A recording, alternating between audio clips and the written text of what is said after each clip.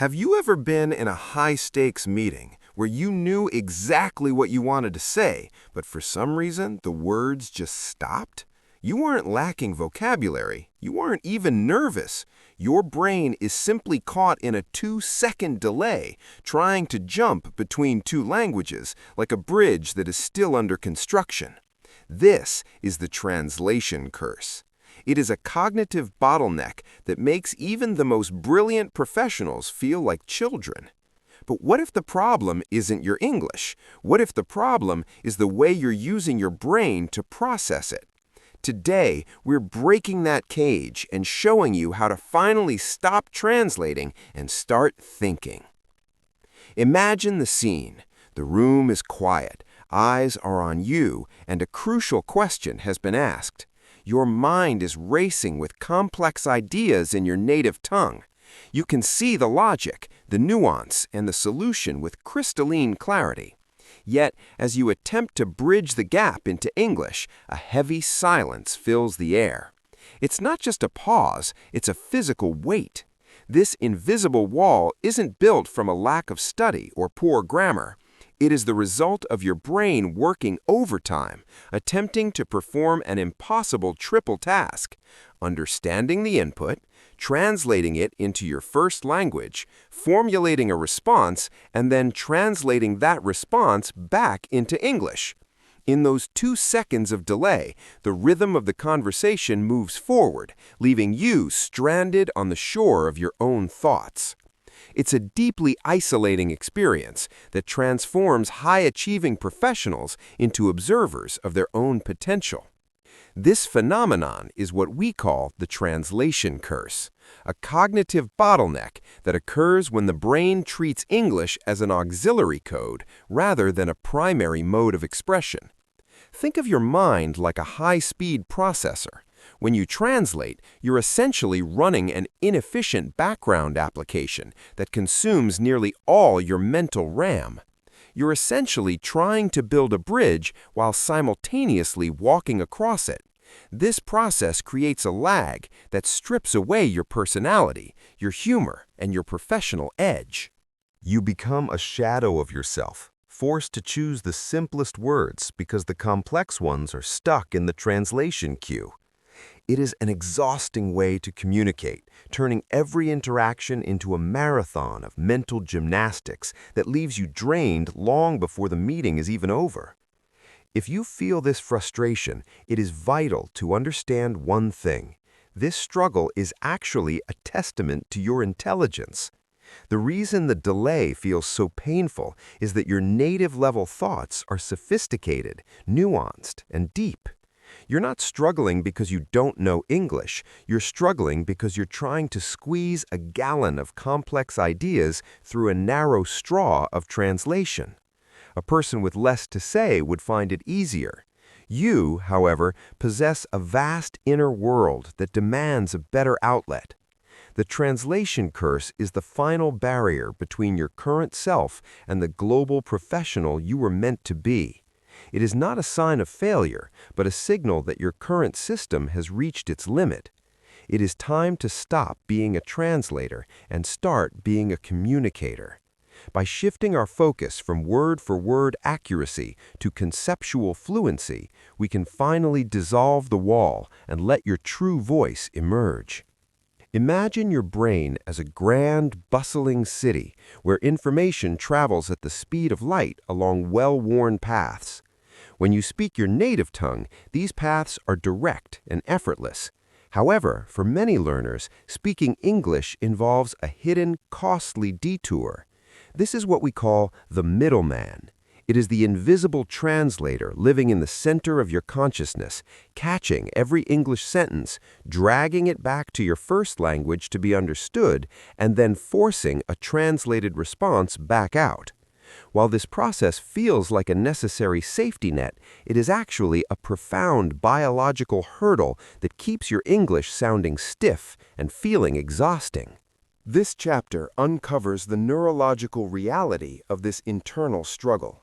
From a scientific perspective, the cost of this constant translation is immense.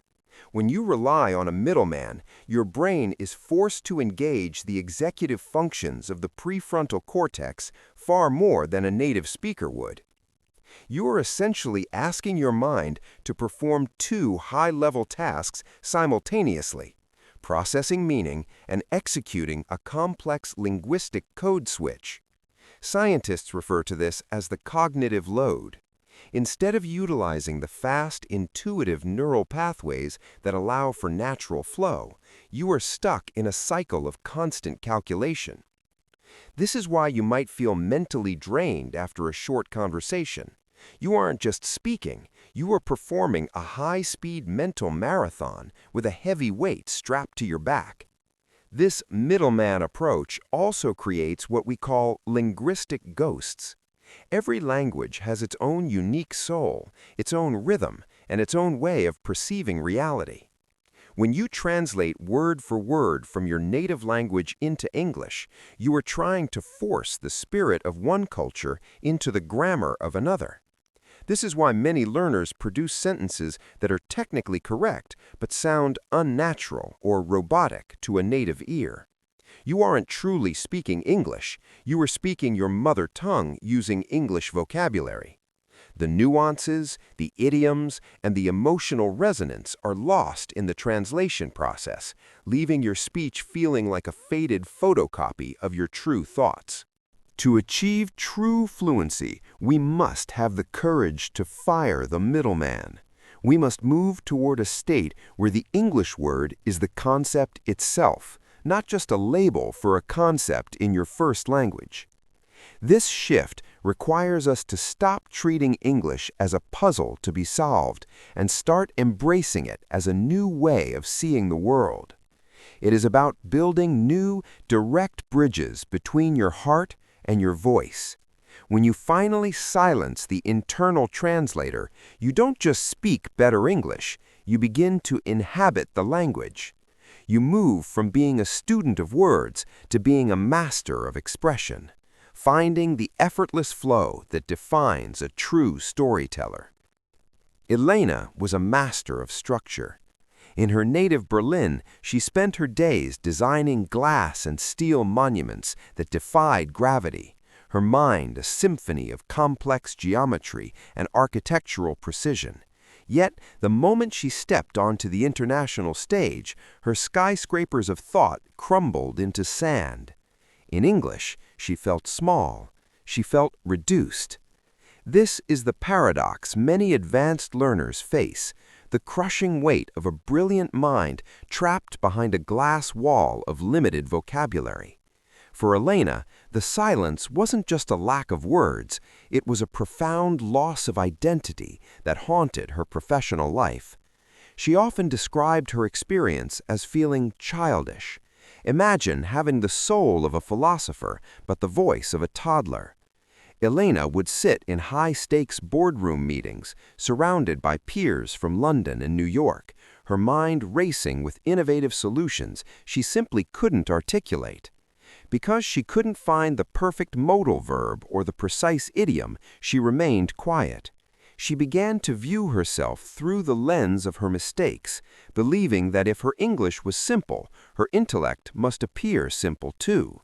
This internal shame is a silent epidemic in the world of language learning, where we often mistake fluency for intelligence.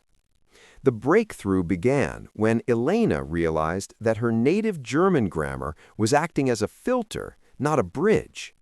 She was trying to force the rigid, precise structure of German onto the fluid, contextual nature of English. Every sentence was a literal translation in her head, a heavy piece of machinery she had to assemble before she could speak. She realized she wasn't communicating, she was performing a technical calculation. This translation fatigue is what makes speaking so exhausting for those who seek perfection. Her grammar was a cage that kept her from the very people she wanted to reach, making her feel like a spectator in her own professional narrative. The turning point came during a late-night walk through a park in London.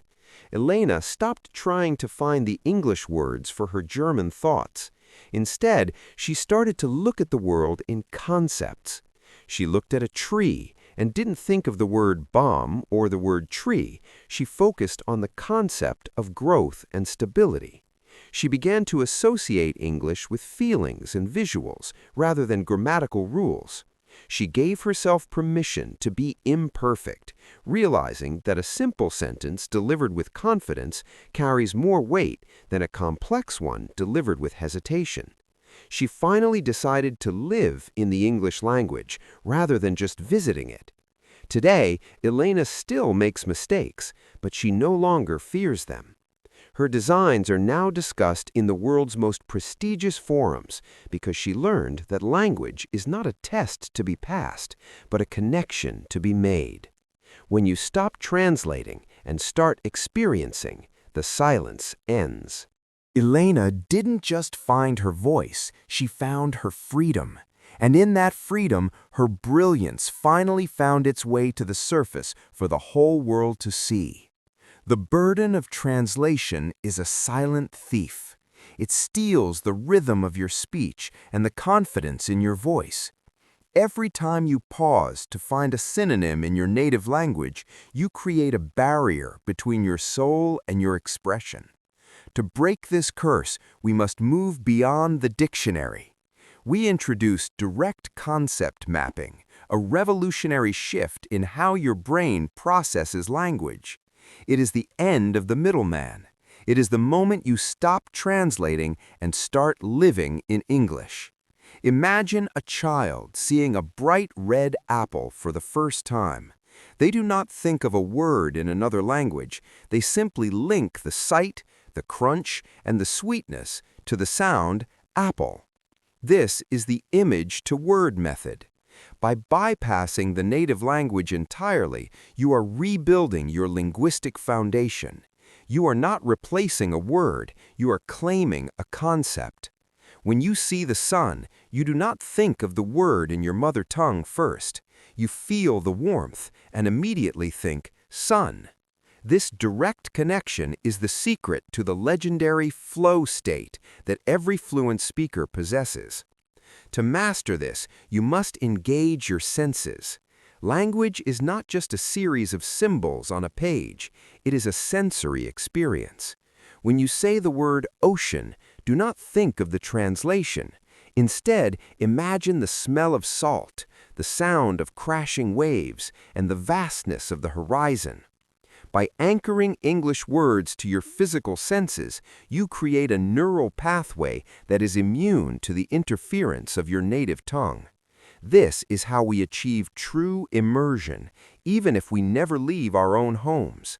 We are mapping our reality with a new set of coordinates. The most powerful tool in your arsenal is an exercise called naming your world. It is a simple yet profound ritual. As you move through your day, look at the objects around you and name them silently in English. The coffee cup in your hand, the shadow on the wall, the feeling of exhaustion after a long day. Do not describe them, simply label them. This consistent practice trains your brain to prioritize English as a primary mode of perception. Over time, the mental lag disappears. The world begins to speak to you in English, and in turn, you respond with an effortless grace that you once thought was impossible. This journey is about more than just vocabulary. It is about reclaiming your identity in a new landscape. By breaking the curse of translation, you are opening a door to a version of yourself that is bold, articulate, and free. You are no longer a visitor in the English language. You are a resident. The concepts are yours, the images are yours, and finally, the words are yours. As we continue this path, remember that every direct connection you make is a victory. You are not just learning a language, you are changing the way you see the universe. Imagine a world where English isn't a subject in a dusty textbook, but the very air you breathe. We often wait for a plane ticket to provide us with immersion, believing that fluency is something we must travel across oceans to find. But true mastery isn't a destination, it's a habit. The monolingual bubble technique is the art of creating a sanctuary where English is the only currency of thought. It's about building a low-stakes environment where the fear of judgment evaporates, replaced by the simple, steady rhythm of daily life. This isn't about mastering complex philosophy or political debate. It's about claiming the mundane moments of your day for your new language and turning your inner world into a private classroom. Most learners fail because they only practice when the stakes are high, during exams, business meetings, or job interviews. But the human brain does not learn effectively under the heavy shadow of performance anxiety. To truly grow, you need a sandbox. This is where you switch your internal monologue during tasks where no one is watching. When you are cooking a meal, describe the onions sizzling in the pan out loud. When you are driving to work, narrate the scenery as if you were a tour guide for an invisible passenger. These moments are low risk because there is no audience to judge and no red pen to correct your errors. Yet, in this silence, the neural pathways being formed are incredibly powerful, anchoring the language to your physical reality. This mental shift is where the magic of the monolingual bubble begins. Instead of the exhausting process of translating from your native tongue, you begin to attach English labels directly to your sensory experiences. You aren't searching your memory for the word for kettle. You're simply experiencing the kettle in English. By narrating your simple actions, I'm picking up the keys, I'm opening the door, you're training your brain to skip the translation step entirely. It's a slow, quiet transformation that turns a foreign language into a familiar tool, much like a craftsman gradually getting used to the weight and balance of a new hammer until it feels like an extension of his own hand. Perhaps the most vital pillar of this technique is the radical acceptance of good enough fluency. Many of us are paralyzed by the pursuit of perfection, terrified that a misplaced preposition or a slight accent will shatter our credibility. But inside your monolingual bubble, we prioritize flow over precision. If you cannot remember the specific word for a colander, you call it the bowl with holes and keep moving. The goal is to keep the engine of thought running, to maintain the momentum of the English process without retreating to the safety of your mother tongue. Perfection is a wall that stops you. Good enough is a bridge that carries you to the next sentence. As you navigate this bubble daily, you will find that the walls of your comfort zone begin to expand naturally. The language ceases to be a performance you put on for others and becomes a part of your identity. You realize that you don't need to live in London or New York to think in English. You just need the discipline to inhabit the English world you've built within yourself. This is the secret of the masters. They didn't wait for permission to be fluent. They simply started living their lives, one thought at a time, inside the bubble they created. Imagine standing before a mirror and seeing a reflection that looks the same but speaks with a rhythm that feels entirely new. We often view learning English as a technical challenge, a mountain of grammar rules and vocabulary lists to be conquered through sheer persistence. But if we look deeper, we discover that this journey isn't just about acquiring a communication tool. It is about uncovering a hidden chamber within our own souls. There is a profound beauty in realizing that English provides you with a blank canvas, a space where the heavy weight of your past or the rigid cultural constraints of your native tongue can be momentarily set aside.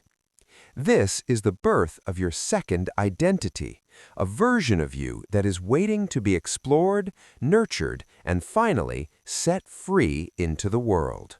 Science provides a fascinating foundation for this feeling of personal transformation. Numerous psychological studies have explored the phenomenon of cultural frame switching, where bilingual individuals report feeling like distinct versions of themselves depending on which language they are currently speaking. You might find that in your native language you are more reserved, perhaps bound by deep-seated social hierarchies or traditional expectations of modesty. Yet when you switch to English, a language often associated with directness, individual agency, and logic, your personality shifts. You might find yourself becoming more assertive, more humorous, or even more empathetic. This isn't a performance or a mask, it is the activation of different neural pathways and cultural frameworks that allow various facets of your character to shine through the prism of a new linguistic structure. For many learners, our mother tongue carries the baggage of our childhood, our past mistakes, and the specific ways our local society expects us to behave. It is a filter that we have worn for so long we don't even realize it is there. English, however, offers a unique kind of liberation. Because you learned it through conscious effort and adult curiosity, you have the power to choose what this English version of yourself looks like. You can shed the hesitation that haunts your native voice and embrace a persona that is bolder and more experimental. Without the historical L1 filter, you are free to redefine your boundaries.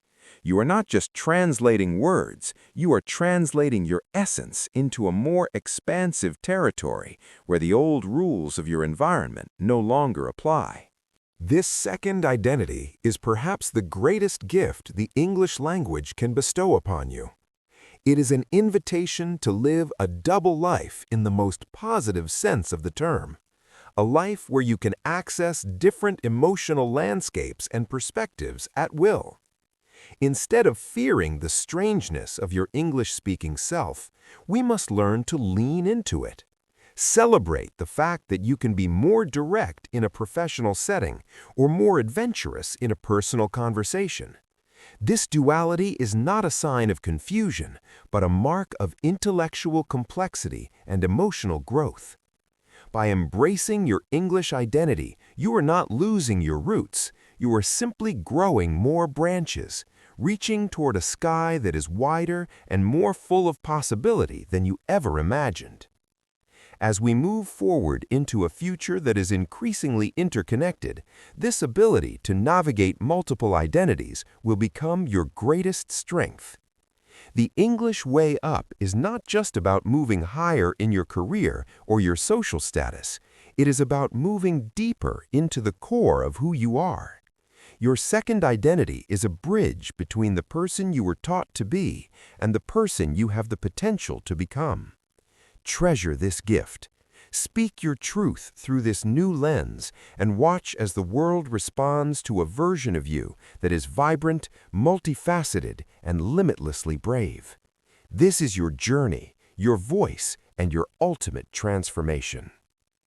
We stand today at a profound crossroads where the old mechanics of language learning dissolve into something far more organic and meaningful.